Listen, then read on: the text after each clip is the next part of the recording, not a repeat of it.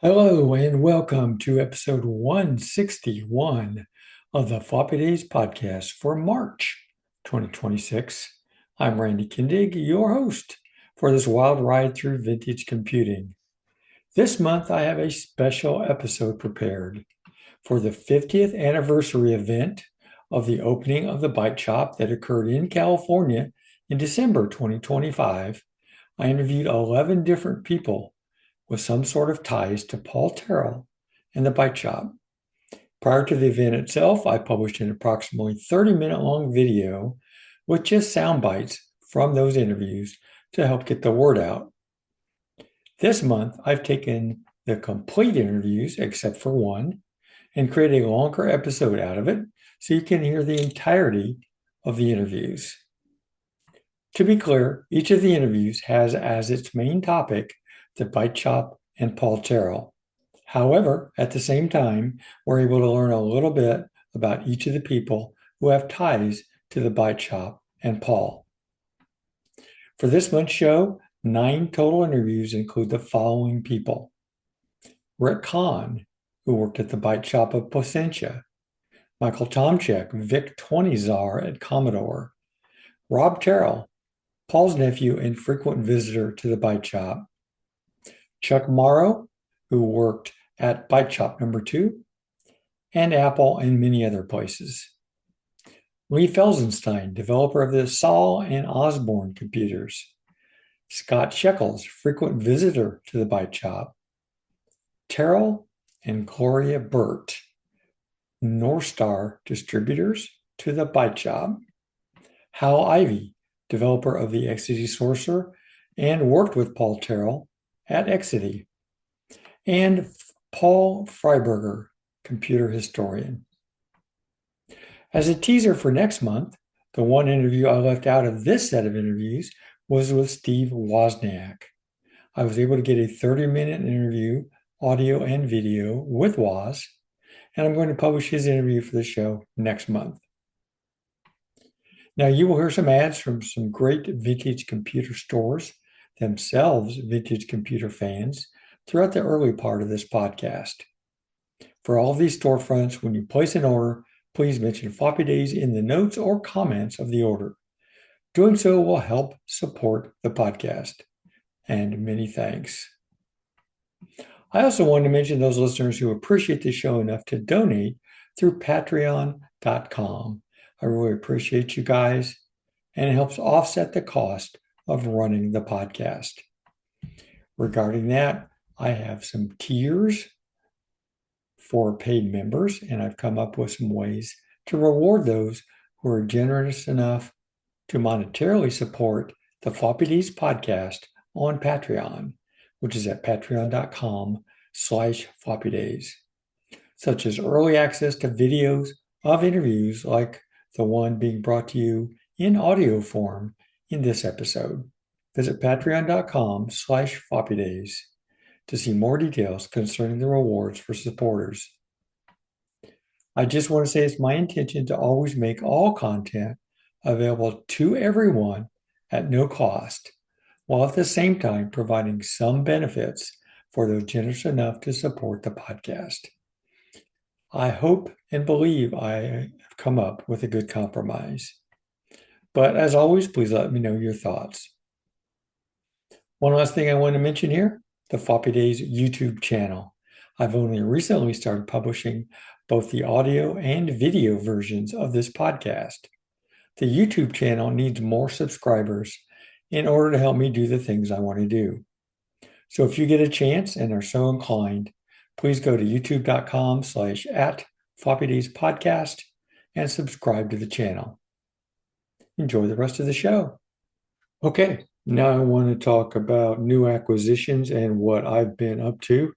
So the big thing, and this just finished as I'm doing this recording, is the Indie Classic Expo 2026 show that I attended the weekend of March 21st and 22nd. And it was a lot of fun. I am involved in helping to plan and execute the show a little bit at least. And it's always a lot of fun. This is the fourth annual event that we just had. It does take place in Indianapolis, Indiana. And we had more people show up this year than we've ever had before. So that's a good sign. It also was the largest venue that we've had thus far. It was about 9,000 square feet, I believe. And one big room this time, where in the past we had separate rooms. And it was really impressive. We did fill it with exhibitors. And again, as I said, we had good turnout. As far as my exhibit, I was there as usual, exhibiting Floppy Days and antique stuff, trying to advertise the podcasts. I also always have at least one exhibit as part of my overall exhibit. So I had an Atari, actually had an Atari 130XE that was connected through a Smith Corona messenger module. Actually, first through an 850 expansion interface, then to the Smith Corona messenger module, and then to a Smith Corona ultrasonic 450 messenger typewriter, electric typewriter. So I showed via the Atari Writer software, you could type into the computer and then print it out on the electric typewriter. So that was fun. It's pretty cool to be able to do that. I think a few people dropped by and actually played with that and thought that was fun. So I enjoyed showing that. Also at my table, I was selling the book Priming the Pump, the book by David and Teresa Welsh. It's about the TRS-80, or particularly the Radio Shack line of computers. And I have the only remaining stock, or the last remaining stock, of new books. I think I'm down to about 35 books left. So I sold a couple at the show. I also donated one to the auction. But if you're interested in a brand new and one of the last remaining new copies of Priming the Pump, please contact me via Floppy Days, and I'd be happy to sell you one. The other thing that I also was showing around my booth was Indie Vintage Computer Club, which is the local organization that I helped start like 8 or 9 years ago. And we were just constantly trying to get more members. We've got quite a few members now, but it's amazing how many people are in the Indianapolis area. And we're getting a pretty good following of members now.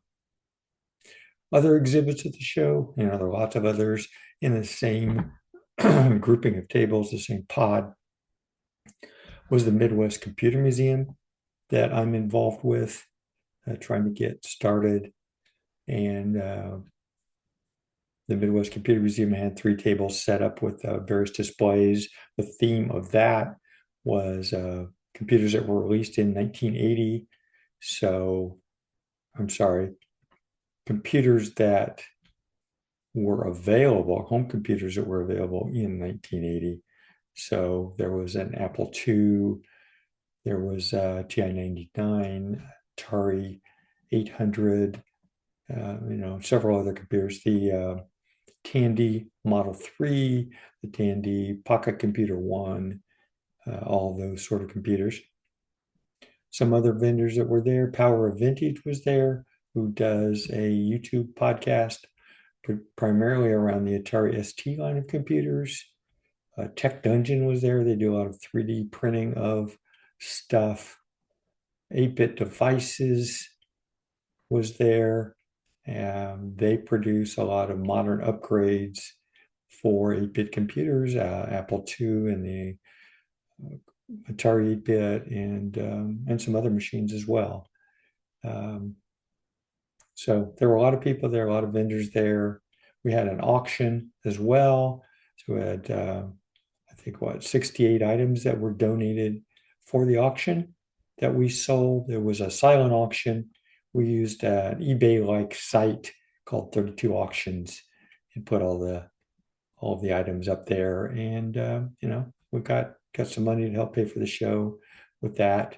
I was responsible for the auction, so the auction tables were right next to me, and I had everything laid out, and so people could look at stuff before they bid on it. That's really about all I have to say about the show. We're hoping that we brought in enough money and had enough people come to justify a similar venue for next year, because having that much space was really, really nice. So we'll just have to see once all of the finance accounting is completed, whether we can afford to do another show next year. Now I want to talk about new acquisitions, and basically I'm just going to talk about new acquisitions that I got at the Indie Classic Expo. I did get some other acquisitions just before that, but I'll save those for another time. So the things I picked up at the show, I mentioned Tech Dungeon. They 3D print a lot of items that have the Commodore logo or the Atari logo or Tandy Radio Shack logo on them, those sorts of things. And I really like their light boxes. And at a previous show, I had gotten a TRS-80 light box that I have on top of my TRS-80 exhibit. I always wanted an Atari one. I also had been working with them to produce a Floppy Days one, because I'd really like to sell, basically buy Floppy Days light boxes off of them and then resell to people who are interested in those. So anyway, they made a Floppy Days one for me as a prototype, and I really like it. In fact, let me grab it here.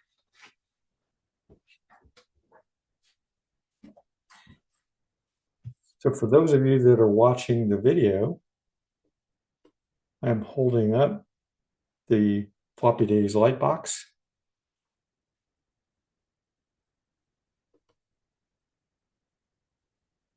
And again, I really like that. And let's see if I can get more of them made. The other one that I picked up there, and I had encouraged them to create because they didn't have them before, was an Atari light box. Those of you that are watching the video, there's the Atari light box. I really like it. And thankful to Tech Dungeon for making this.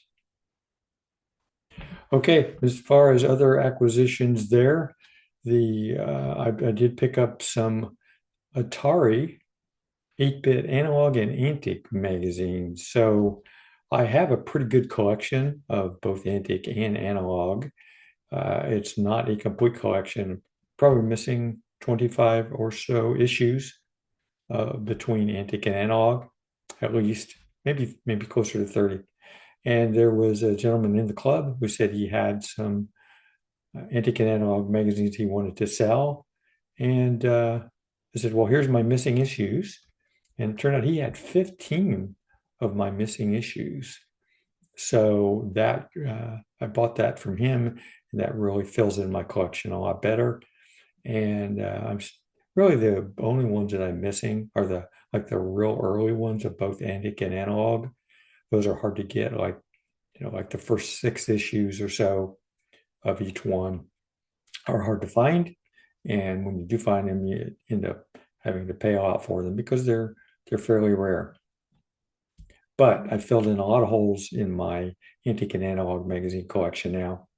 And then the other item that I picked up at the show was some 128K RAM modules for the IBM PC 5140 convertible. I had talked before on the show about acquiring the 5140 convertible. I believe it has 512K RAM. You can go to 640K. And now that I have these 128K, there's actually 4 128K RAM modules that I acquired, and should be able to take it up to 640. And that's it for what I've been up to and new acquisitions this month. I'm Brian Cox from Future Vision Research. your trusted source for learn to solder kits and FujiNet Wi-Fi adapters, including FujiNet for RS-232. And this is the Floppy Days podcast. Okay, and now for vintage computer shows in 2026. Now, I'm only going to cover through June because there are so many shows in this April through June timeframe. And it's a good problem to have. We've got so many shows that you just can't cover them all in one episode like this. So VCF East is April 17th through the 19th at the Info Age Science and History Museums in Lowell, New Jersey. I originally had thought I was going to be able to attend this. There is a podcasters roundtable there that I was going to be a part of, but it turns out I'm not going to be able to attend after all. I'm sure it will be a lot of fun though. Midwest Gaming Classic is April 24th through the 26th at the Baird Center in Milwaukee, Wisconsin. The annual Last Chicago Cocoa Fest is April 24th through the 26th, so that same weekend, at Holiday Inn and Suites, Chicago Carol Stream in Carol Stream, Illinois. And the third show that is that same weekend is Commodore Los Angeles Super Show, April 25th through the 26th in Burbank, California. May 1st through 3rd is VCF Europe in Munich, Germany. Same weekend, Vintage Computer Festival Pacific Northwest, May 2nd through 3rd at the Tukwila Community Center in South Tukwila, Washington. May 29th through the 31st is VCF Southwest, Weston, Dallas, Fort Worth Airport. Same weekend, but in the UK, is Retrofest 2026, May 30th through the 31st at the Steam Museum of the Great Western Railway, Swindon, UK. June 19th through the 21st is Init Hello. That's an Apple II conference at the System Source Computer Museum in Hunt Valley, Maryland. Same weekend. In fact, there's 4 shows all this same weekend in June. Vintage Computer Festival Great Britain is June 19th through the 21st in Leigh, Wigan, United Kingdom. Vancouver Retro Gaming Expo, June 20th in New Westminster, British Columbia, Canada. And Pacific Commodore Expo Northwest, June 20th through the 21st at the Old Rainier Brewery Intraspace in Seattle, Washington. And that's it for our upcoming vintage computer shows through June 2026. 8bitclassics.com, run by my friend Corey Colts, is a great place to get vintage computer items. 8-Bit Classics has things like video cables, power supplies, PC boards, and other upgrades for a wide variety of vintage computer platforms. I've gotten a lot of things from 8-Bit Classics, and Corey's been a friend of the show for some time, and I really appreciate his support of the podcast and recent support of the local Indie Classic Expo. Check out 8bitclassics.com. Corey has some great stuff. Okay, I did have some feedback this month that I wanted to go through a couple of pieces of feedback. First one was from Sean. I just found your interview with Lorenzo Haggerty. Thanks so much for creating that. I don't do YouTube likes, but want to let you know in person it was a great interview. I can't believe Lorenzo is 81. My biggest takeaways were Lorenzo Haggerty was the founder of Dynasty. He modeled his business on Amway, never had more than 50 employees, most in shipping. He bought Exidy units 100 at a time. All his company did was add labels and test them, so no manufacturing or add-ons, which implies Exidy did the reverse colors before shipping without labels. He thought the Sorcerer was reliable and sold about 3,000 units. I think that's pretty accurate, Sean. Sean continues with, keep doing what you're doing, please. I think Lorenzo hinted during his answers that he recognizes his time is limited now, and he thinks it's great to capture these moments. Great. Thank you, Sean. I really appreciate you writing in. Sean actually has been great about providing feedback for the show, and I really appreciate that. The next piece of feedback is from SM Oliva. He says, I ended up doing my scripted podcast on Stuart Chaffee's life and career. The final script was about 11,000 words, so there was quite a bit to say. I actually used a clip of Stuart's address to Tandy Assembly back in 2018, which I thought would interest you. Of course, I included links to the original video, as well as your Floppy Days interview with Stuart in the show notes. And SM provided a link to his review of Stuart Chaffee's life, and I will include that in the show notes. Thank you, SM. I really appreciate you writing in.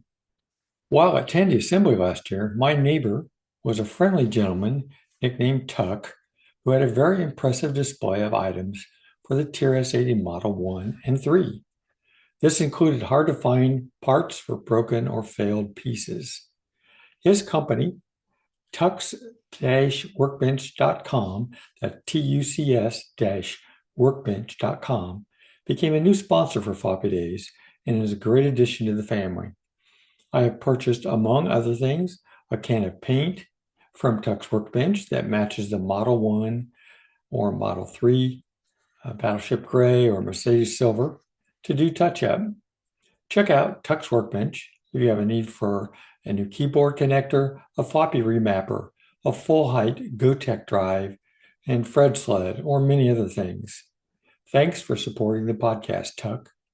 ArcadeShopper.com, run by my friend Greg McGill, is a terrific site to get vintage computer items.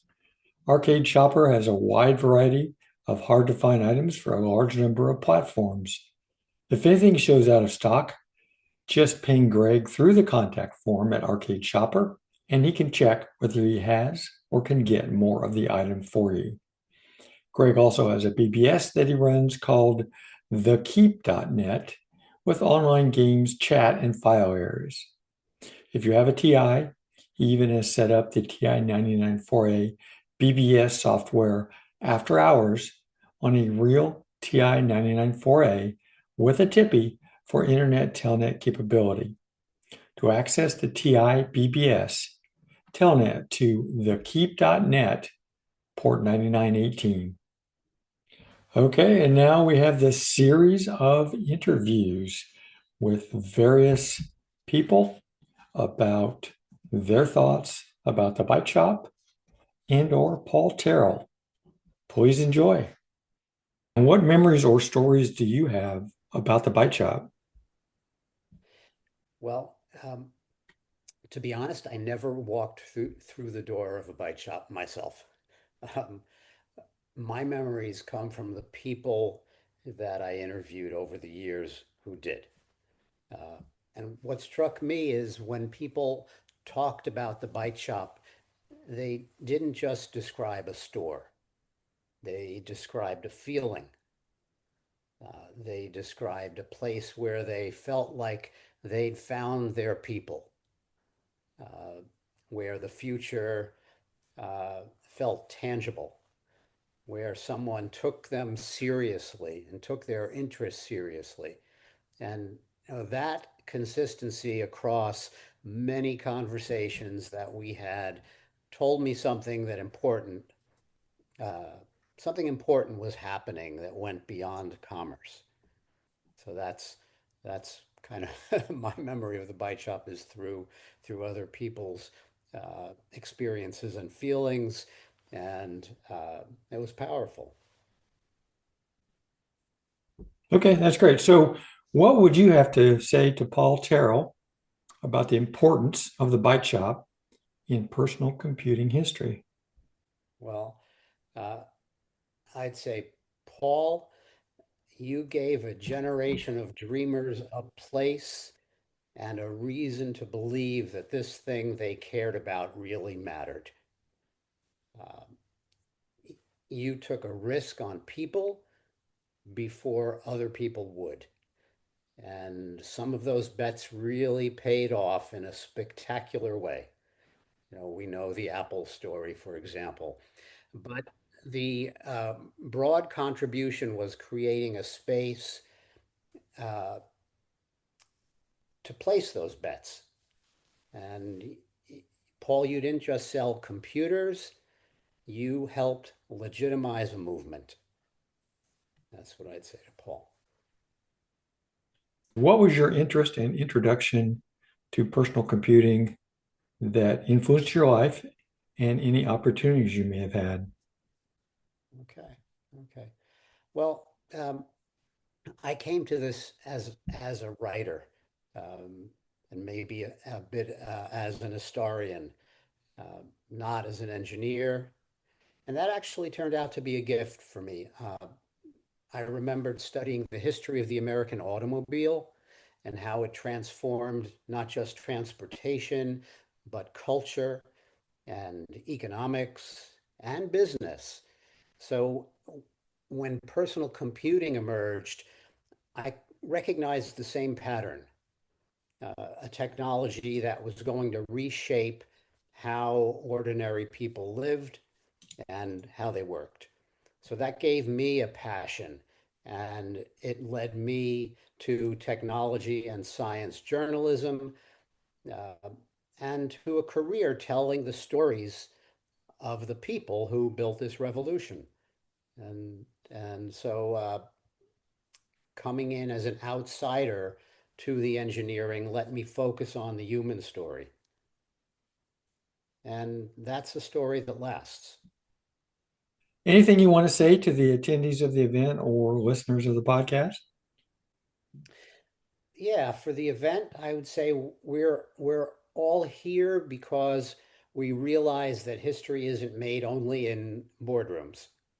Uh, it's made by people who see something before everyone else does, and they have the courage to act on it and the passion to act on it. They kind of can't help themselves. Uh, Paul Terrell opened a door, literally the door of a small shop, and the future walked in. And none of us could have imagined that future except those people. And now, every time you pick up your phone, you make a video call, every time technology connects you to someone you love, uh, part of that traces back to what started with Paul Terrell. So we're really honoring someone who helped make the world that we're living in now. And that deserves to be remembered. Let's start out by having you talk about what memories or stories you have about the Byte Shop. Yeah. I actually grew up in Phoenix, Arizona. My dad was one of the founders of Control Data. So computers were always kind of in the background in our family. And the Byte Shop opened up, if I remember right, it was in Tempe off Scottsdale Road. And it was something obviously that popped up my dad's radar because he thought, this is probably the future of computing. So we made a trek down there and I thought it was really cool. I mean, it was the first time I could actually see computers in person versus what he had worked on for Control Data. And it was just really fascinating to me. And it was a cool place. It was, I guess, maybe because looking back, it was full of hackers. Everybody was just excited about the technology, wasn't sure where it was going to go, but it was cool, and they all knew it was cool. So as a little kid, this probably was in 77 or 78, so I was 7th or 8th grade. I thought it was really cool, and I wanted to learn about it. So then I probably pestered my mom to death, and we ended up going down there on weekends. And they were very patient with me. They didn't kick me out. And I spent time learning to program, just simple stuff.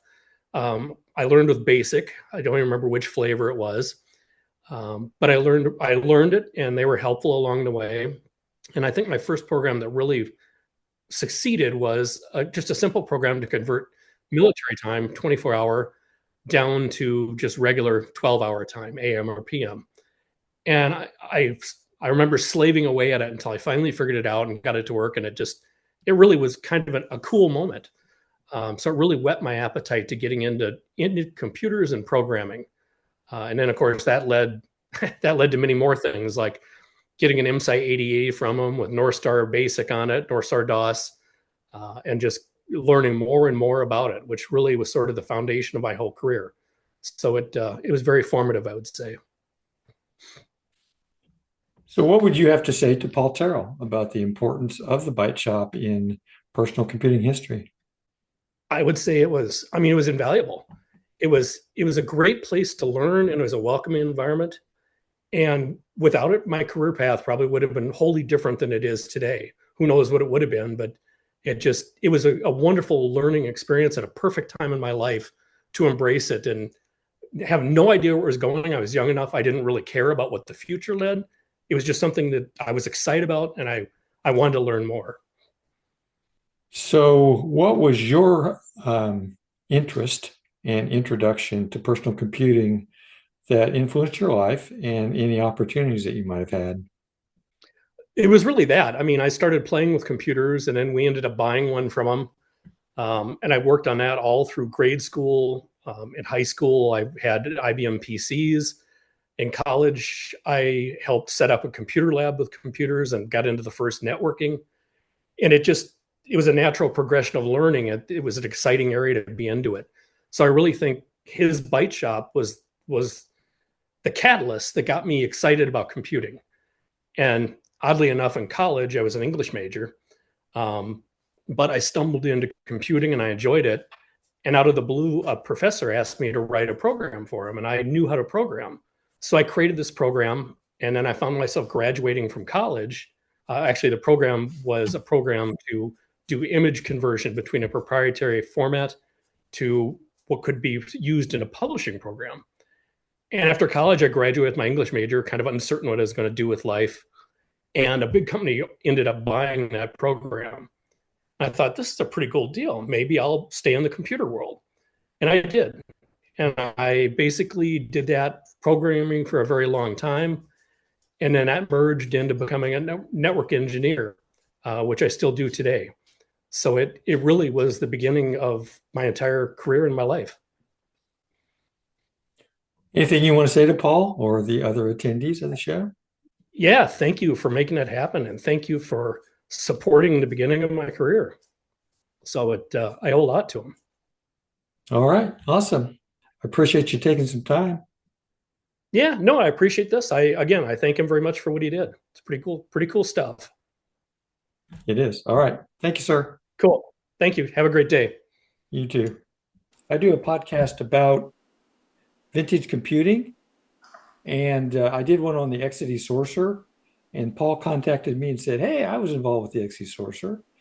And so I started interviewing him, and then we did a whole series of interviews with him about, his life and in Byte Shop and all of that.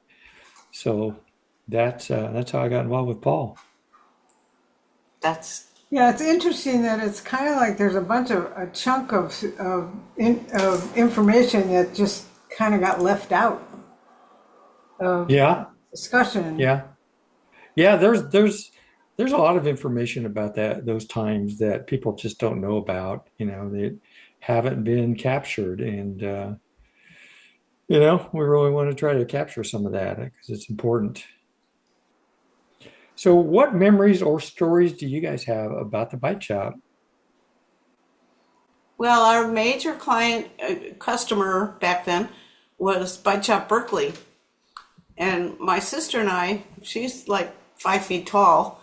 I'm a little taller, but we had to deliver to them. They ordered a ton of stuff, and it really grew us.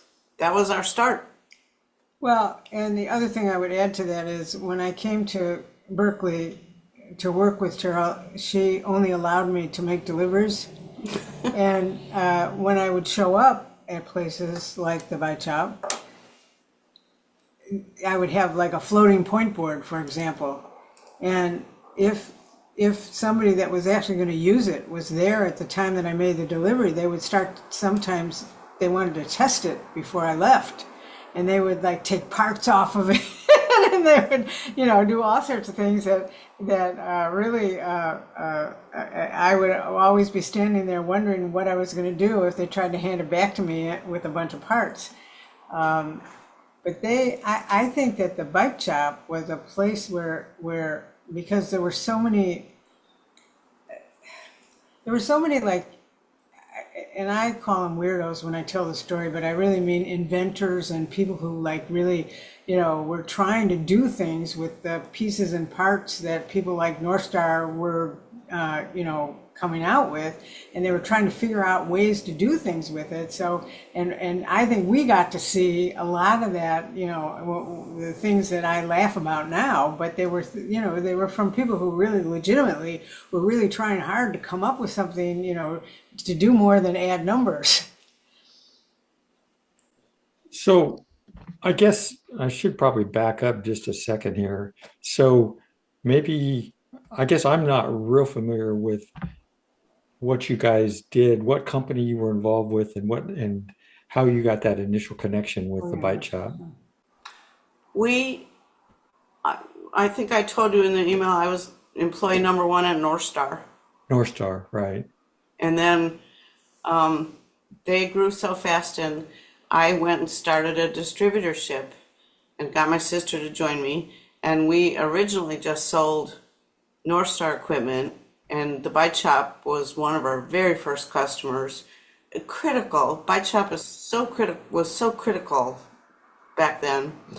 And then, over time we picked up more products along the way, but and the Byte Shop bought them. So we were a distributorship, selling wholesale to dealers. As our business grew, we also got to be, which I assume tomorrow night there'll be Paul's kids will be there. We got to be pretty good friends with his kids, and we haven't seen them for years. But they had a distributorship in Washington State or Oregon. I can't remember now. Oregon. And we were here, but we had all kinds of trade shows, and we actually went on a trip to Japan together with via Toshiba, and yeah, we were good friends with them. Rick particularly, Rick Teryl. So what would you guys want to say to Paul about the importance of the Byte Shop in personal computing history? Well, it was other than inventing the electronics, the Byte Shop was the most critical, the most recognizable, the most reliable, the most knowledgeable. And we sold, because we were a distributorship, we sold to Byte Shops all around the country. So eventually. Yeah, over time. So really critical part.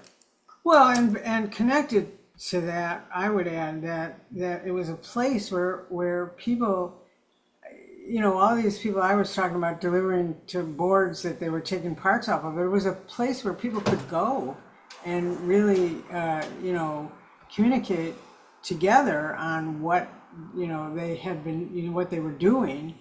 And I think it advanced our industry tremendously just by virtue of the fact that he stuck with it and kept going, because it was a hard business, and hard meaning that from the standpoint of it's not like you couldn't make money at it, but the problem is, in the beginning especially, it was a lot of parts and no computers.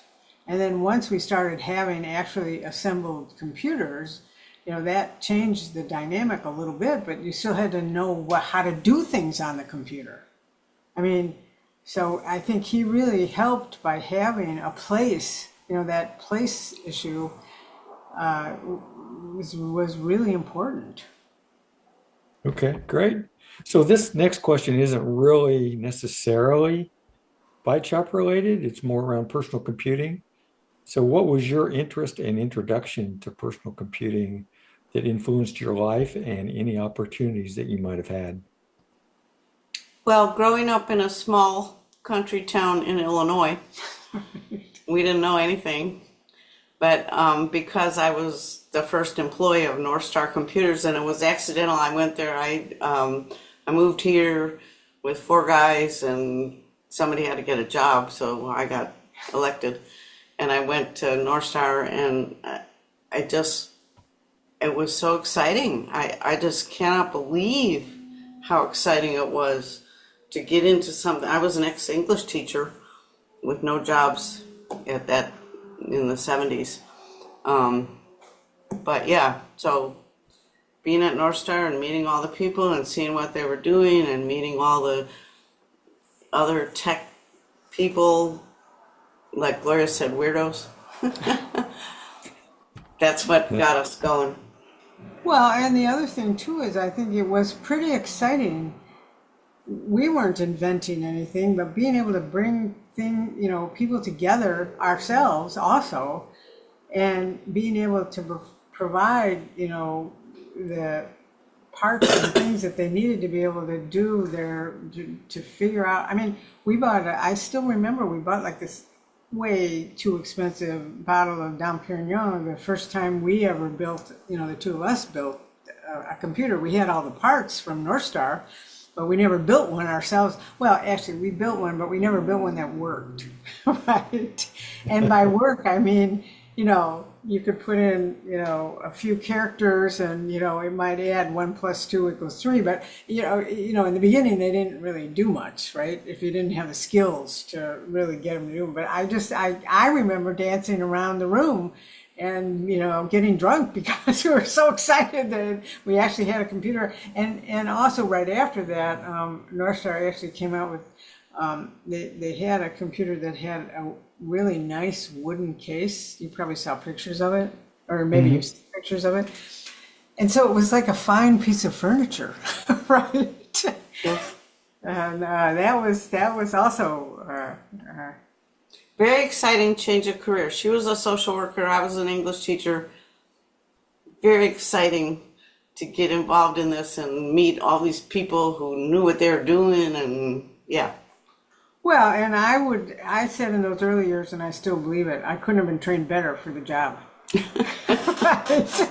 Because the job of being able to work with people, like what I'm saying about the Byte Shops, about being able to, get along with pretty much everybody, and it helped also that we had a product that actually worked, but eventually, and but I do think that there's a lot of people right now that are talking about now with AI that we're now in the gold rush days again. And I was thinking back when I heard that on some podcast the other day, and I was thinking back to in the days of when we were first getting started. It didn't feel like the gold rush. It felt like once we get this thing to work, somebody's going to want it because it's going to make their life easier. Right? And the Byte Shop made that happen. The Byte Shops. Yeah. Anything that you guys would like to say to the other attendees or to the attendees of the event? Well, it sure was nice back in the early days when the women's bathrooms were empty. I know, right? I know. There were no women in this business, so. Well, and there was a time when, I would go make those deliveries and somebody would look at me and say, you really need to let me talk to somebody who knows something. And by that time, I'm like, I don't know, 29 years old. I took a slight bit of offense by that. But then came a day when I was hoping they'd ask for somebody else. So whatever, This has been an amazing trip. Our business is now 47 years old, and we're not a distributorship anymore. We're an MSP, but 47 years, yeah, it's been amazing. And the Byte Shop played a huge role in that, as did Northstar. Okay, very good. That's all the questions I had, ladies. I really appreciate it. All right. Well, thanks a lot. Nice to meet you thank guys. you and good luck. All right. Thanks. Bye. Bye. All right. So what memories or stories do you have about the Byte Shop? Well, I have only one real story, which was in 1977, I'm pretty sure. I was sent around the country to drop off a SOL at various places, mostly magazines. And I went to Creative Computing, Morristown, New Jersey. It was Dave Bonnell's magazine, I don't remember, in Albuquerque, New Mexico.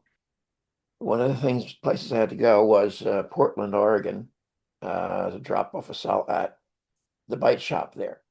No, I had not been in a Byte Shop, and strangely enough, I have never been in a Byte Shop since. And it was the only store that I had to visit. I also went up to Vancouver for some reason. And so I met, I don't think I met Paul Terrell, but anyway, I met one of the terrible Terrells, the brothers. There were like 7 of them or something. And they had quite an operation going there, even for that early. So it was the first computer store I ever encountered. One of the few, because I really didn't hang out in computer stores. I was busy at the other end of the line, designing stuff and wrestling with all the problems of getting them made. So it illustrates the point that, number one, the Byte Shops were in more than one location. And of course, they turned out to be in an ungodly number, like 84 locations. And I always like to say that much of what I did was not the first, but it was the first that was successful. And I think that counts a great deal in the real world. The Byte Shop, I would say, falls into the same category. The first that was really successful, that sort of proved you can't, that you can do it everywhere and that it works. And, we all know that it was like the second store, but Ted Nelson had a very interesting inscription in one of his books, the one on the personal computer revolution. I'll start that sentence again.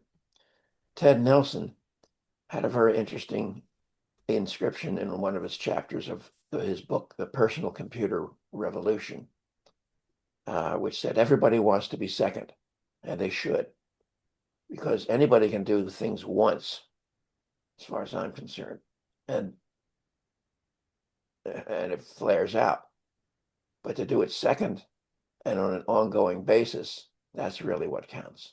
So I'd say that is my observation of the store, and not just the store in Mountain View, which turns out to have been next door almost to my favorite pizza place.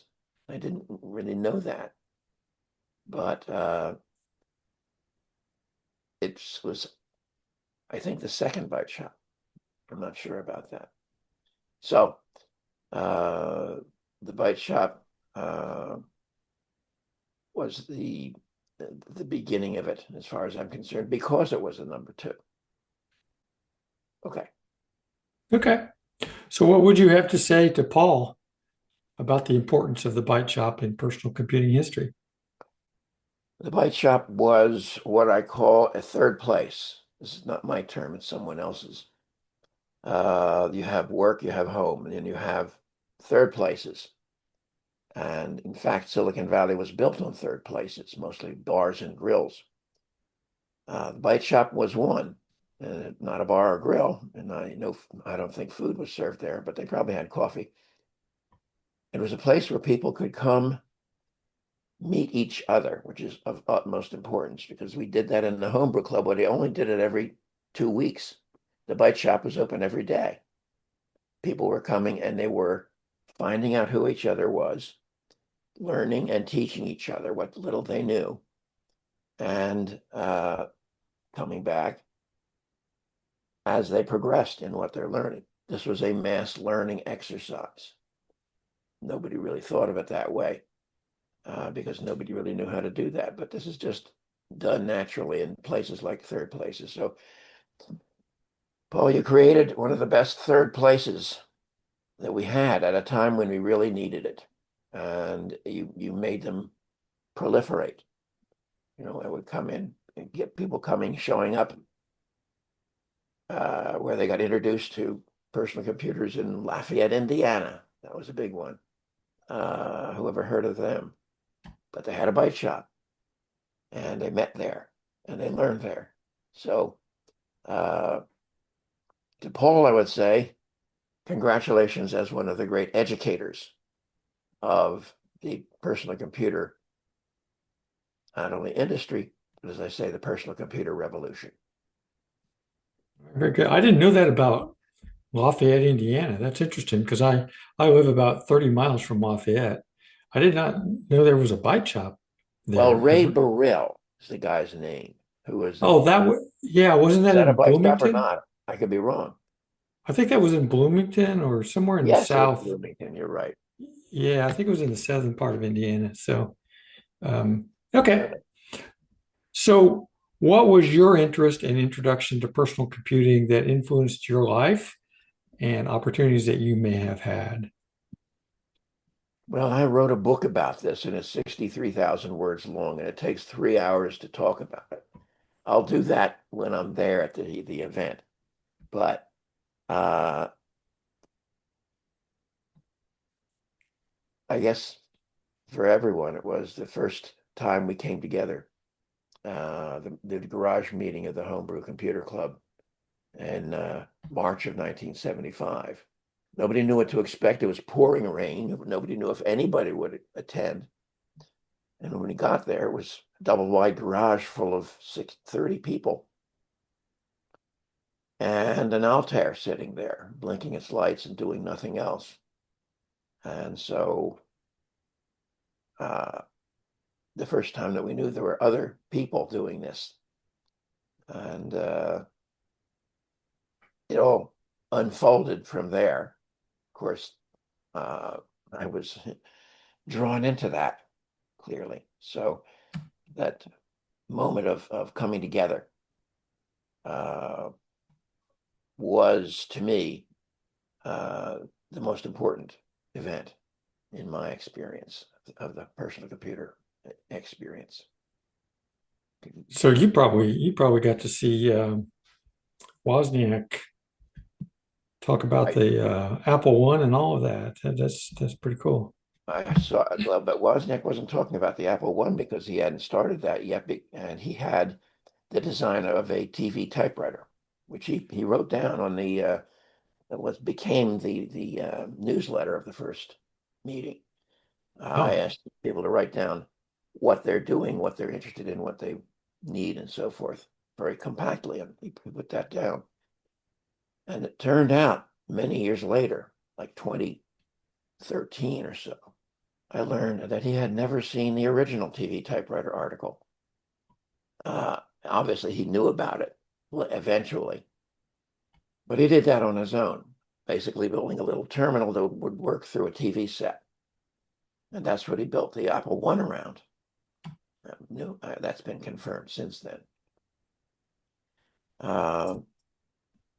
But who was this guy Wozniak? Just like all the rest of us.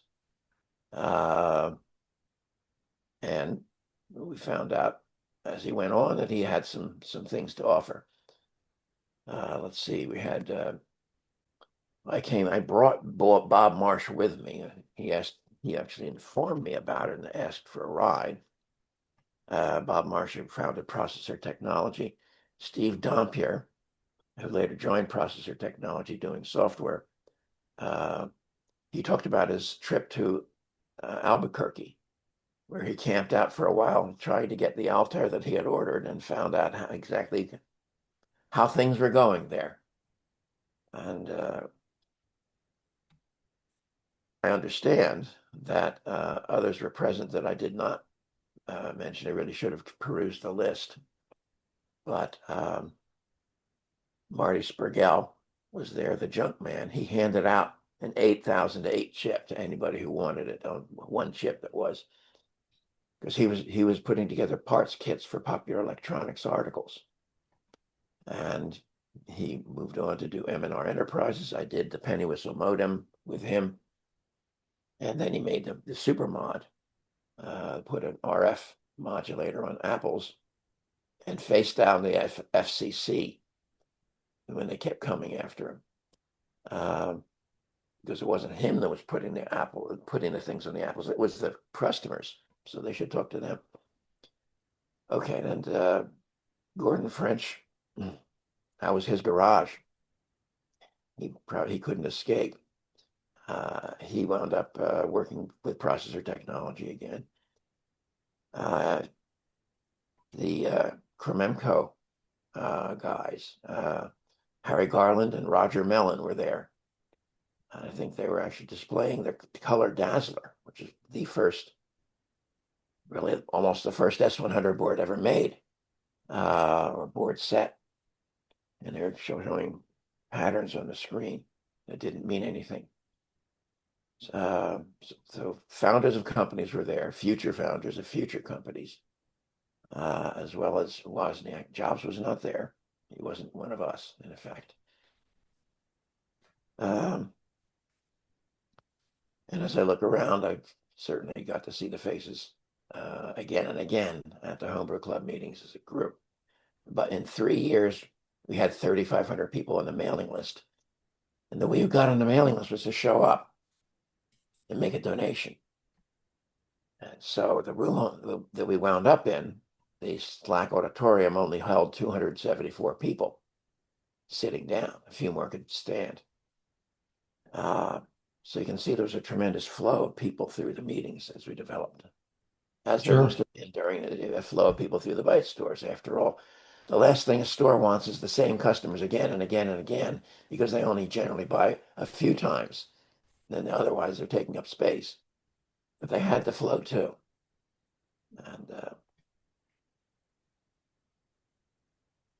And we found out everybody was pretty much like us. The big names didn't come. They didn't have to. They could get what they wanted to, get their hands on the people they wanted to see anytime they wanted. But it was us, the second and third stringers, who, I applied for a job at Atari in 1974 and was walked in and out to the very short meeting by a young Steve Jobs. And I was told they weren't really looking for design engineers. They were looking for manufacturing engineers. So that was my Atari experience. I couldn't, walk in and get a job anywhere I wanted. I had to help make the job. That's what we were doing. All right. Well, that's all. That's really all the questions that I had, Lee. Okay. I did want to say I missed seeing you at VCF Midwest. I wasn't able to get there. I've got your book, so I wanted to get it signed, and then I wasn't able to go. So one of these days, I'll actually get to see you in person and maybe get it signed. You can't come to this one. Where are you now? You're somewhere East Coast. I'm in Indiana. I'm just near Indianapolis. Oh, yeah. So right, should have remembered. Yeah, well, I'm going to be doing some more promotion, and like, if you happen to be in Montreal in January, like so many of the reverse snowbirds, I will be at the Vintage Computer Fair in Montreal. Okay. 24th and 25th. Nice. I'd love to get to that, but yeah, well, we've got a family vacation coming up the end of December. I don't think I can get out to Montreal again that quickly. Wouldn't wish it on too many people. Fortunately, I have a gigantic coat that I bought for St. Petersburg, Russia in 2013. Yeah. But I'm equipped. There you go. Now you're all set. All right. Well, thank you, sir. Enjoy the rest of your day. Appreciate it. Look forward to seeing what this turns into. Okay. I'll let you know. Okay. Thank you. Sure. So what we're trying to do here is, the anniversary event is a celebration of the personal computer and its impact on many different industries at the time. So I just have a couple questions here for you. First of all, what memories or stories do you have about the Byte Shop? Can you ask again, please? What memories or stories do you have about the Byte Shop? Well, really, it's pretty mundane. I I got hired to go crawl down into the basement and build stuff. It was a need to make like memory boards, and my job was basically to stay out of the showroom, don't be seen, go down to the basement and build stuff. So I became pretty good at building memory boards and other boards for the various machines they sold, like the inside machine. And occasionally, a guest would, or a customer would walk in, and I'd be upstairs for some reason, and that's when I would see like say hi to Dr. Leach and Wang. He came by pretty regularly. Sorry about that. And struck a rapport with him and his daughter. And this little 3-year-old daughter was so cute. This little wavy person, and she'd sit down with a little high voice and start writing code.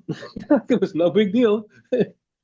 It's funny. I mean, it's anachronistic. You don't expect it.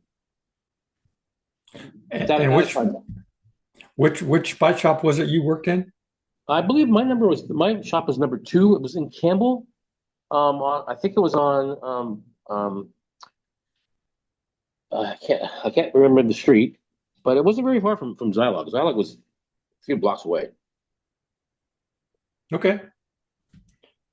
So what would you have to say to Paul Terrell about the importance of the Byte Shop in personal computing history? I wish I could have kept my job. I love being there. But school back in, I had to go back to school, and so yeah, it was trying times because school plus working at a summer job equals no time for anything else. So what do you think is important about the Byte Shop in personal computing history? Oh, it's huge. I mean, people go, "Where do you work?" I go, "The Byte Shop." They go, "Bike shop?" I go, "No, get your head out of tires and wheels. It's Byte, BYTE. What does that mean?"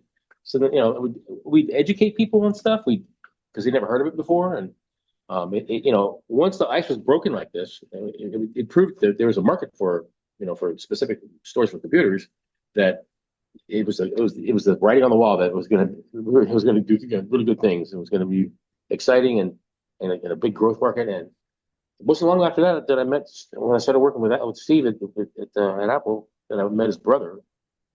His brother had machinations for doing a store. Eventually, he got his venture capital from Steve, I think. So yes, I mean, basically, so Paul Terrell is like a pioneer. He trailblazed the Oregon Trail. Well, that's where I am. That's not where you are. And he proved to the world that it was time.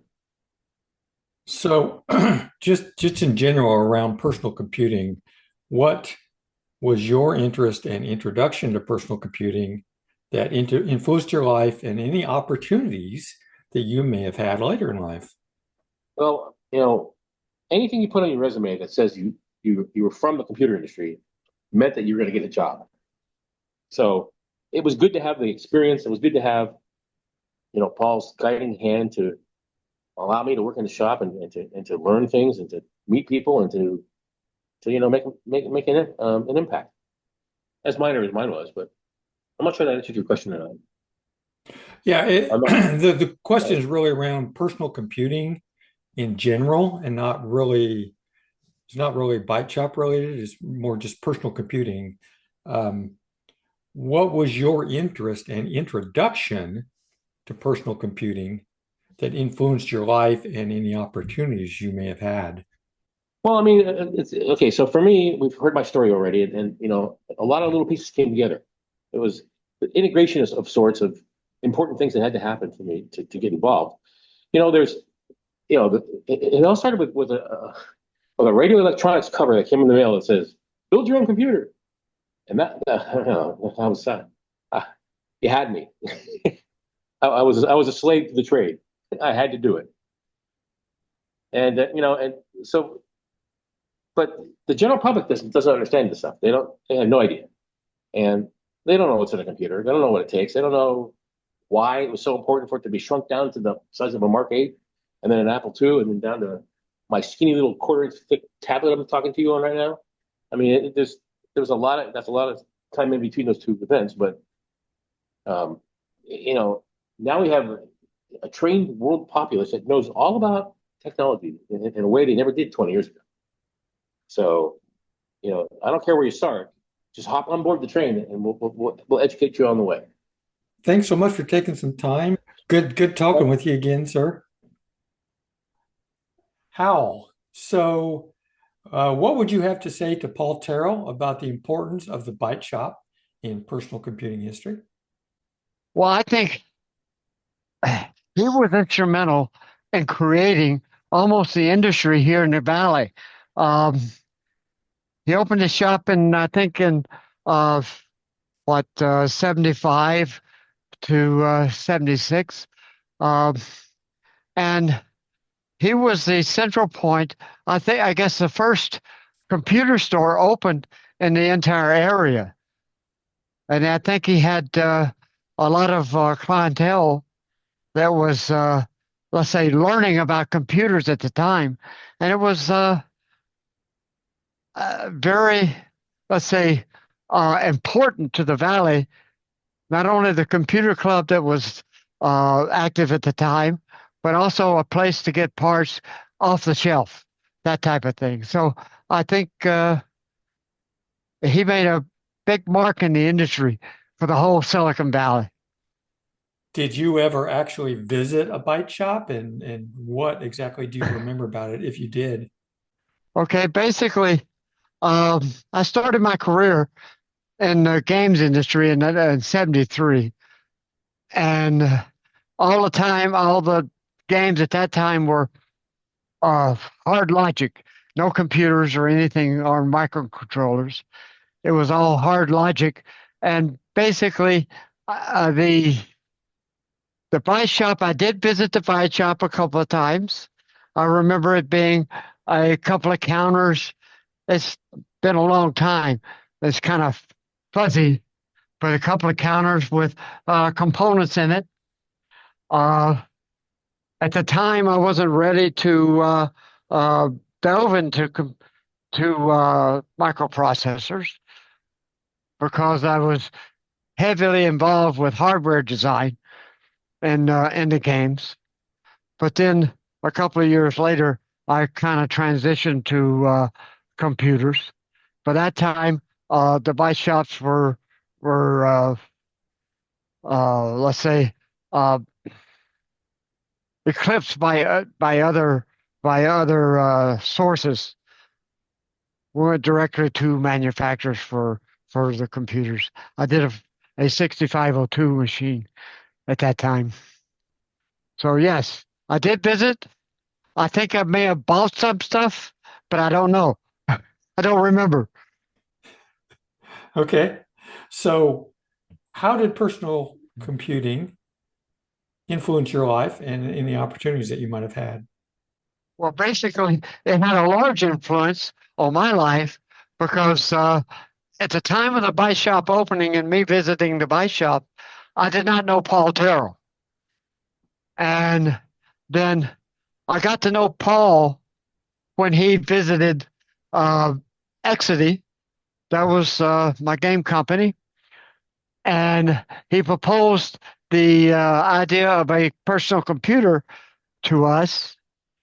And essentially, there's very little difference between a personal computer and a video game. So we did the video displays, we manipulated, and we did computing all in the game itself. So he, like I say, introduced, let's say, Exidy to the idea of us doing a personal computer. And that's the beginning of the Sorcerer computer that we built. We built thousands of them and shipped them. And basically, I would say that was very instrumental because of Paul Terrell. Anything you want to say to the other participants of the Byte Shop 50th anniversary event? First, I want to thank Paul for putting on this event because it gives an opportunity for everyone for the last 50 years of this industry, maybe to get together. And then some of the icons of the industry to really, let's say, contact again, because we all knew each other in one way or another, and our lives were intertwined. So I would want to thank everyone here at the get together, and Paul in particular for putting this on. Thank you, Paul. All right. Excellent, Hal. And that's all I needed. And thanks a lot. Okay. I'll talk to you later. Okay. All right. Bye. Bye. So, Michael, what memories or stories do you have about the Byte Shop, if any? Well, when I got into computers, it was in the mid-1970s. In the mid-1970s, the only place you could go to learn about computers and buy them, it was at computer stores like Byte Shop. And in fact, that's how I got started.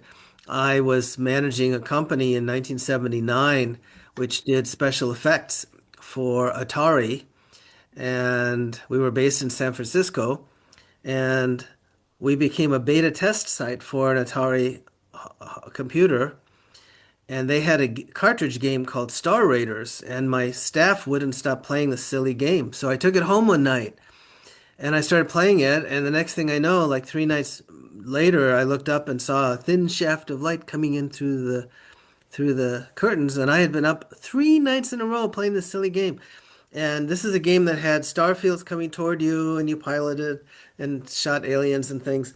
And I got so hooked, I said, okay, that's it. So I started going to a computer store. I'm not sure if it was Byte Shop, might have been Byte Shop. So I went to a computer store every single night, and I took every class I could on computers. And sometimes we had Apples, and sometimes we had Commodore PETs, which were the two main computers at the time. And I became ambidextrous. I could work on both computers. So I got so enamored of computer. I said, this is where the future is. So I quit my job. I started writing articles about personal computing to teach myself about it. That's the best way to learn, because I was a former journalist. So I wound up going down to interview jobs in Wozniak and got to friendly with him. I got to know Wozniak good enough that when I was bored, if I wanted to run down to Apple and hang out in his cubicle, I could while he was working on things. Sometimes Steve would come in.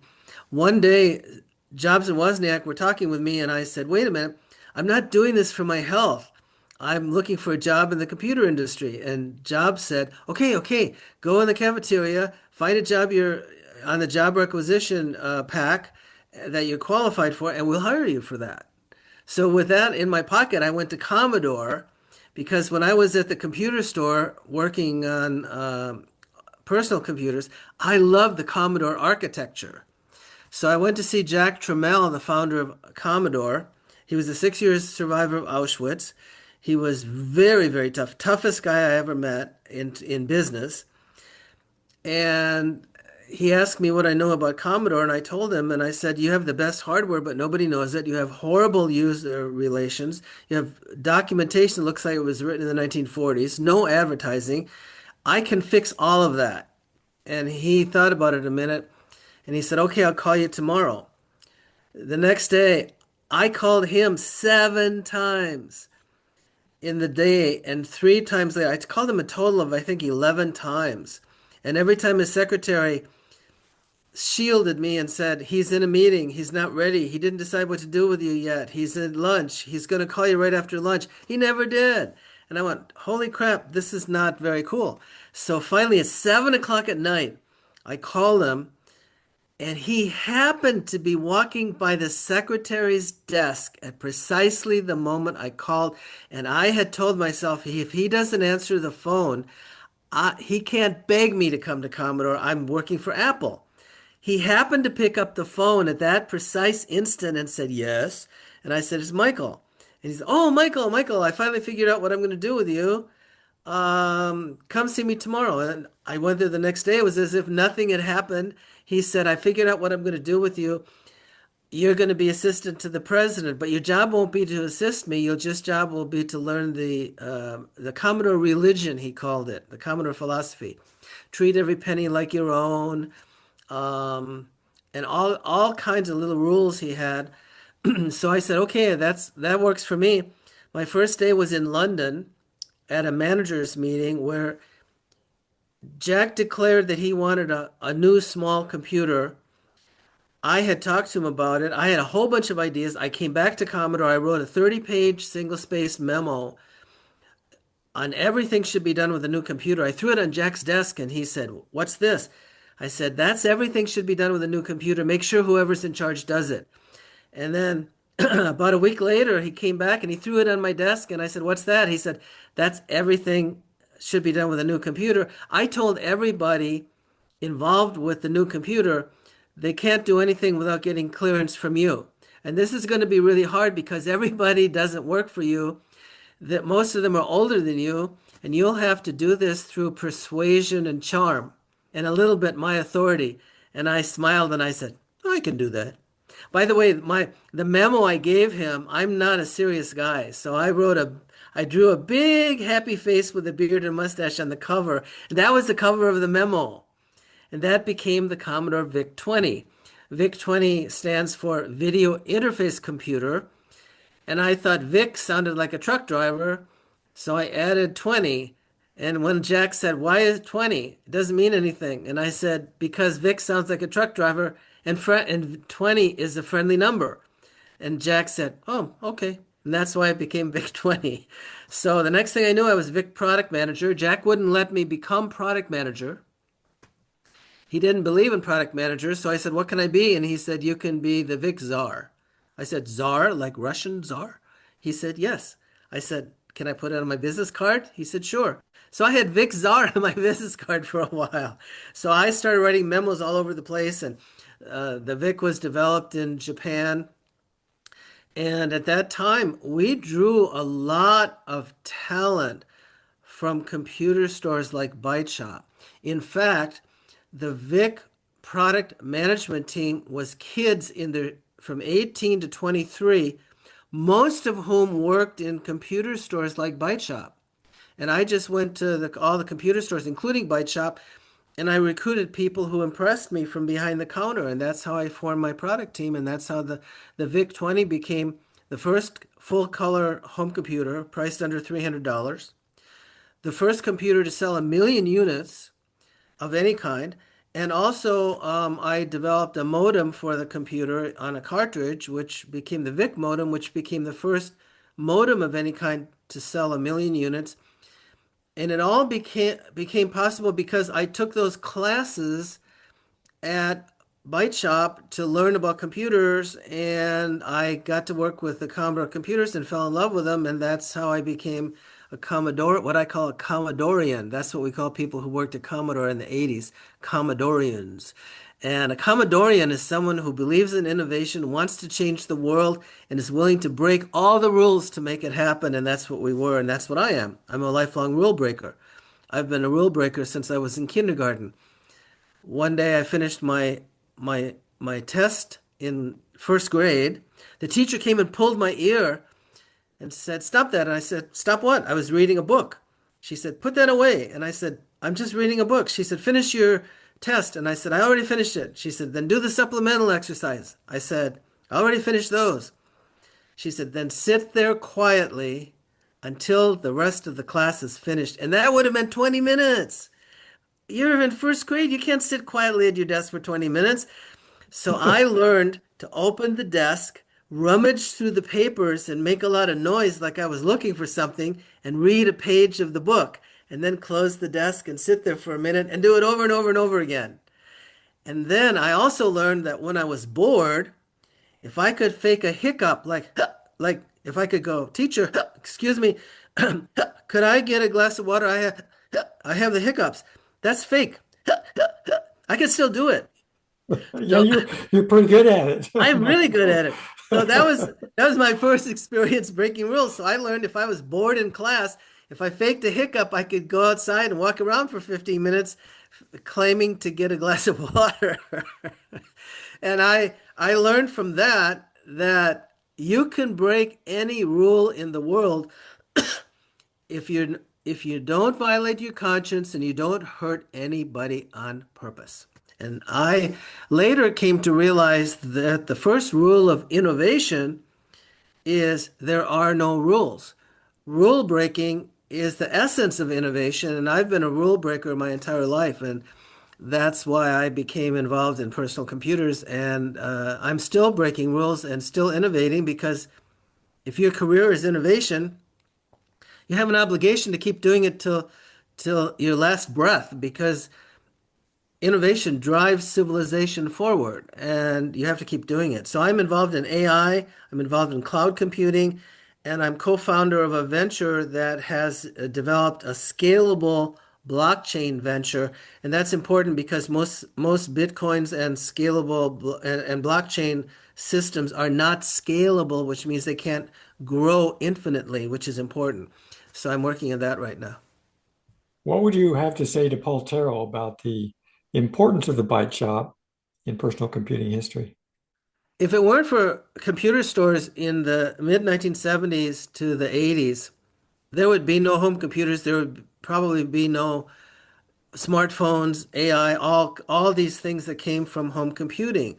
And the reason is the only place in 1976 to 1979 is when I learned about computers. I taught myself about computers by going to computer classes at Byte Shop and other computer stores, because they weren't available in retail stores or department stores. They were only available in computer centers and computer stores. They weren't even taught very well in schools. Most elementary and grade schools didn't have home computers yet. Even high schools couldn't afford them in most cases. So you had to go to a computer store, and it didn't cost much, and you could learn all the apps, you could learn basic programming, and that's what I did. So I got my start in Byte Shop and other home computer centers. And because of that, I got a job offer from Jobson Wozniak. I got hired by Jack Tramiel. Today, I'm considered a home computer pioneer, kind of a marketing father of home computers in some sense. And I'm very humbled and gratified by that I was able to help as a member of a large team to change the world. And the neat thing was I hired most of my product team from going to Byte Shop and other computer stores and finding people behind the counter who impressed me, most of whom had taught themselves machine language programming, assembly language programming, and BASIC, so that they could develop software at Commodore. And that's, most of them were 18 to 20 some years old, and all of them were either working in computer stores or they hung out at computer stores all the time and took classes or taught classes. All right, very good. I think you answered the third question already. So that's it, man. I really appreciate your patience in helping Let me me make say- sure I got to. Let me say one thing. Okay. Right now I'm very fortunate to be very youthful for my age. I'm 77, but I feel more like 45. My health profile is 35 years younger than my chronological age. I fall into a category called superagers, and there is a medical belief that says aging is becoming a treatable condition. It's not a disease. You can't cure it because you can't cure dying, but you can slow the aging process. And my doctor started doing this about 5 years ago. I happen to be a beneficiary. And like I say, my medical profile is like normal EKG, low blood pressure, like 20-something blood pressure, no plaque in my veins and arteries. I walk. I do 100 sit-ups a day. And I feel very youthful and energetic, and I'm very active still in business. And the reason is, I think people in their 20s and 30s now, who when they reach 70s and 80s and 90s, some of the things that I'm doing that people in my circle are doing to slow the aging process will be common knowledge. I also think AI is helping a lot. I'm doing a lot of things in innovation. And the nice thing is when I was young, I was called immature constantly. Michael, you're so immature. Michael, you have the exuberance of youth, which was another way of saying you're stupid and immature. And today, everybody says, Michael, you're so youthful for your age. And I go, no, that's not youthfulness. That's immaturity. It pays off when you get older. So I feel I'm very active, doing a lot of things. I also am involved in ventures, including AI. And the coolest thing I did recently in innovation happened yesterday. I had a picture of our venture development team, which was a snapshot. And it was very cool. So I found an AI app that turns snapshots into videos. And I created a video of everybody in our team who was seated in the snapshot, standing up, clapping, and dancing.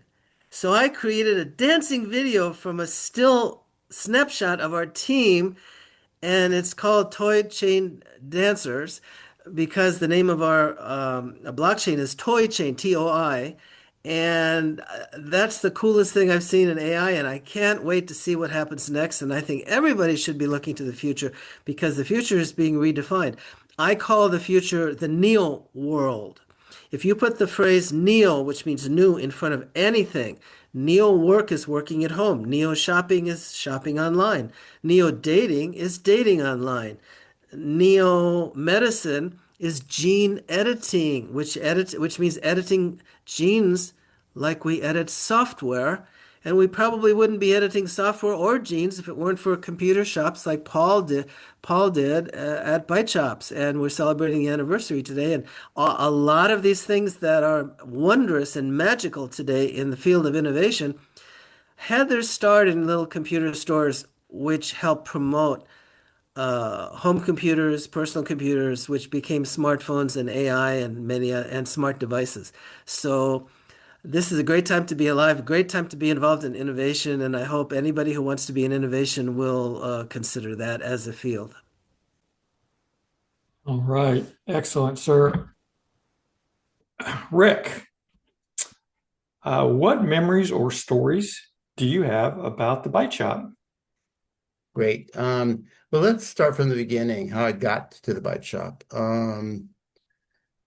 I had a small little business that was doing import-export and audio equipment, small little startups in California, and I was figuring out how to get them export customers in Europe and Asia. And that didn't go well. It went well for a while, but then at the end, I ended up that business failed, and I ended up having no job, no money, no car. So I was living in Fullerton at the time, and I said, gee, I better get a job, and I had a master's degree, right? So in international business. And so I said, I don't have time to sort of figure out that career. I have to pay the rent. So I was living in Fullerton, and I walked down the street, and I was to the neighborhood that was next to my neighborhood, which was Placentia, and there was this computer store there. And I looked inside and I said, wow, this is pretty interesting stuff. It was Byte Shop of Placentia. And I said, well, I know this is good. I had sense that this was going to be the future of technology, the future of business in America. And I said, but how are they going to hire me? So I walked in, I remember the owner's name, and I had a conversation with the owner. I said, listen, I have a business background. I'm good at marketing. I can get customers to walk in through the door. I'll give you a letter of resignation dated 90 days from today. And but you have to hire me and train me on everything that's going on in this store. And he agreed. And I had a 90-day sort of contract to sell Apple II computers, Vector Graphics. I remember the names, Ego computers, Xerox computers. But he trained me on everything that was going on in that store in terms of the computers. And I became the #1 Apple II salesman from that store in the region, actually, for a couple of months during the couple of years I was there. And as a result of the Byte Shop experience, I met another person there, another salesperson. And later, several years later, he went to work for Digital Equipment Corporation. when they had started a PC company, a PC division and they hired PC sales reps to help sell PCs along with their multi-million-dollar computer systems. So he told me of an opening in Santa Barbara, and I went and applied and got that job. I was at Digital for 11 years, and when I got out of the PC business, I started selling million-dollar computer systems. So the bottom line is I owe my entire career, the last 40 years, to the Byte Shop and the willingness of the owner there. It was to take a risk on hiring me as a sales rep, paying me the minimum wage and a commission. And I'm very grateful to Paul's vision about computer stores in general, consumers and hobbyists mostly. And I'm very appreciative of the opportunity that was presented to me. I'm grateful that I had the courage to walk into a store with no skills, no technical skills, and say, "Hey, I'd like to work here. What I can offer you is an opportunity to bring customers into the store." So that's sort of the complete story of how I got my start in the entire IT industry. I'm still doing some consulting in IT and AI and stuff. But I got my entire start at the Byte Shop in Placentia. Did you ever get an opportunity to meet Paul Terrell while you were I did working at that not. Byte Shop? I did not. I did reach out to him many, many years ago. I'd gotten an award from Apple for being a top salesperson in the region. They gave me an Apple clock. So about, I don't know, 4, 5, 6 years ago, I reached out to him and said, "Hey, do you know if this is valuable?" Does Apple have a memorabilia, museum of some kind where they might want to pay me for this clock, right? I found it in the garage after we moved. It was like 40 years old. I mean, it was like, and it worked on a battery, and he said he did not think of anybody. And I eventually got somebody at Apple to tell me that no, they weren't interested in it. But so I did reach out to him, I think 5 years ago, 6 years ago, just to try. No, it was more than that. I don't remember. In the 80s, I think. So anyway. What would you want to say to Paul Terrell about the importance of the Byte Shop in personal computing history? Well, I'm not smart enough to talk about the entire industry, but I would I would say that for me, on a professional level, it was a huge opportunity to learn a whole new set of skills and to be introduced to certain technologies that transform the world. And I know the Byte Shop, I think, was the first retailers to actually bring in Apple IIs. And the Apple story, I mean, think, without the Byte Shops, bringing in Apple IIs and Apple Ones, I think, initially, who knows where Apple would be?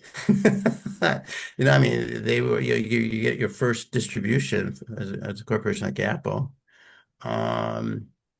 And you get to sell lots of computers through a distribution channel. I forget how many stores Byte Shop was, maybe 50 or something. But that's a huge win for Paul and a huge win for Apple and a huge win for everybody who was associated with it. So I feel very blessed to have had the opportunity to work there and get educated in computers and get educated in the impact of computers. And I guess Paul is responsible for that. So thank you, Paul. Anything else you wanted to say to the people who are attending the event? Unfortunately, I can't make it, but I have a previous engagement. But it'd be interesting to meet everybody and share all the experiences. So I guess this is the next best thing. But so yeah, I wish everybody well, and hopefully everyone's got good memories and have been able to use or leverage the experiences of the Byte Shop for enhancing their personal and professional capabilities and experiences. So all right, that's really all I had, Rick. Great. All right, very good. Well, thank you, sir. Enjoy the rest of your day. Thanks, Randall. All right, bye. Bye now. My dad was the oldest of 9, and Paul was his next oldest brother. And and I'm one of Bob's sons. Okay. Awesome. Well, I wondered if there was a relation there because the last name was obviously the same, but I wasn't sure. Yeah, yeah. Not to dive straight into questions, but so my parents had a bite shop on the East Coast. When Paul started the bite shop as a franchise business, they opened a franchise in Greensboro, North Carolina. And so, that's kind of my history with the bite shops is I was a kid who, I was a shop kid. I stayed in the store, after school and on weekends and learned, via osmosis from the folks coming in, various bits of information, and eventually found my way into this as a career. Oh, nice. Okay. Do you recall any particular stories or things that happened while you were working at the bike shop that stick with you today? What I mainly remember is a really strong impression of the culture around the bike shops. There was a really freewheeling, sort of open culture of learning, sharing, collaboration.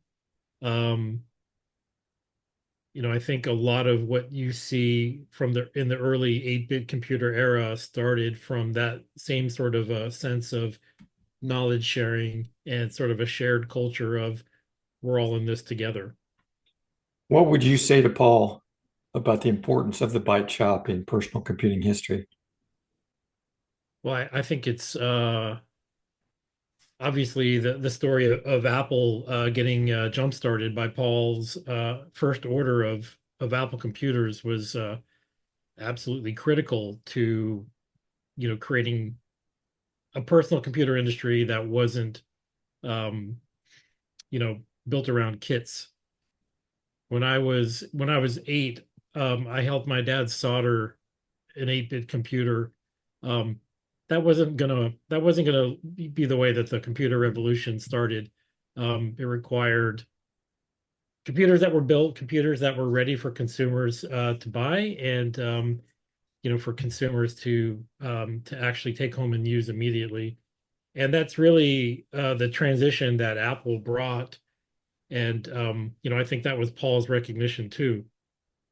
My memory of those stories is that Paul suggested to Steve Jobs that they put a case around the Apple One and sell it as an all-in-one unit. Which is a great insight. It's absolutely an insight of a retailer and a marketer. Which we know Steve Jobs certainly became throughout his career as well.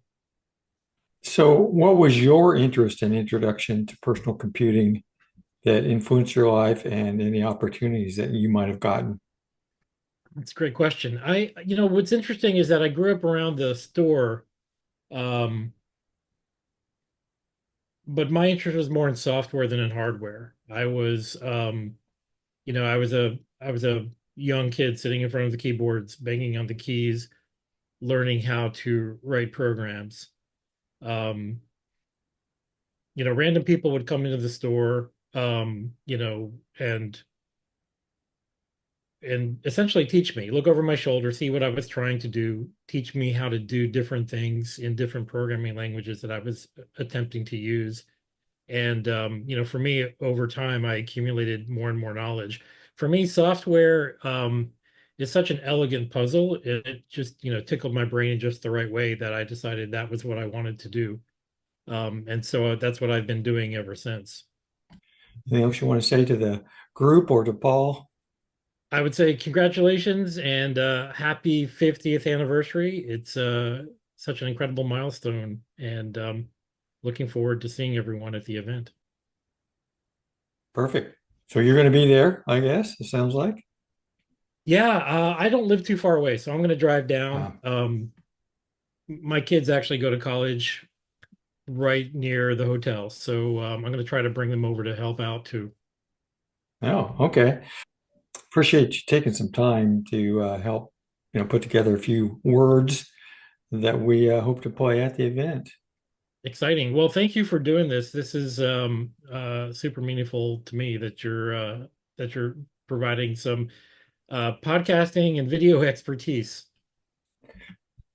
Best I can. Paul's been great about, I don't know if you've heard any of the podcasts he did for Floppy Days about his life, but, it's been a lot of fun talking with Paul. I have to say, I hadn't heard of your podcast before, but I did listen. When you sent me the link, I listened to the podcast with Paul, and I learned a lot about my uncle that I did not know. So, so Yeah, thank you for that. yeah. Well, it's been a lot of fun, and I feel honored that I had a chance to interact with Paul as much as I have. So Woz is one of the guys I hadn't met from back then. Mm. Emailed with him a few times, but never actually met him. So I would be excited to meet him.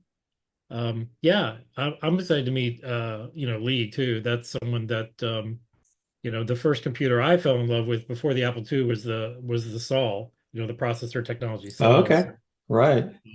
That he's someone that I want to meet. Just to say thank you for that. Gotcha. And of course, then he worked on the Osborne Oh yeah, computer as yeah. well. The Osborne, yeah, just incredible run of computers there. And then, of course, I don't know if you're familiar with the Exidy Sorcerer, but that was Paul's, that Yeah. was Paul's baby. Well, I did some podcasts about the Exidy Sorcerer, and Paul came on to talk about that as well. There's another episode out there where he talks about that, as well as Howell Ivy and some of the other people that he worked with while he was at Exidy. Yeah, the Exidy was such a delightful little computer. Yeah, and I know that Exidy did some arcade games as well. It I did, never yeah. really understood the connection between the two, but if you've got a podcast on it, I'll go check it out. Awesome. Well, thanks so much, Rob. I appreciate it. Yeah, thank you. Good to talk to you and hope to see you next week. All right. Great. Thank you. Bye-bye. Okay. That's it for this episode of the Floppy Days podcast. I want to give out special thanks to everyone who agreed to be interviewed for this podcast. There really was a lot of fun talking to so many different people and hearing their story and perspective on the Byte Shop. I provided links in the show notes for all the great websites we discussed during this podcast. Go to floppydays.com for the full list. Please provide feedback for the show with many, many ways to do that. You can do it at Apple Podcasts or on the website. You can do it via email at floppydays@gmail.com, on YouTube at youtube.com/at Floppy Days Podcast, via Twitter or X at Floppy Days, on Blue Sky at floppydays.bsky.social, on Facebook at facebook.com/groups/Floppy Days, or on the Discord server whose link you can find at floppydays.com. Besides the primary locations of the website, Apple Podcasts, and YouTube, Floppy Days is available for streaming at TuneIn, Google Podcasts, Amazon Music, and Spotify.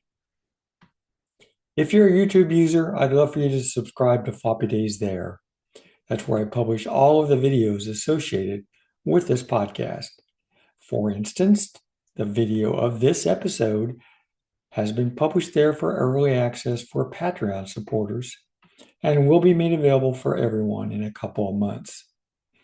There are tons of videos out there and more are coming every month. Go to youtube.com/at Floppy Days Podcast to see all of the available videos.